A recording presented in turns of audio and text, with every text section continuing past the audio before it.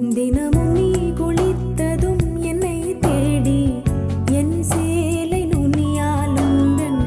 தலை துடைப்பாயே அது கவிதை திரு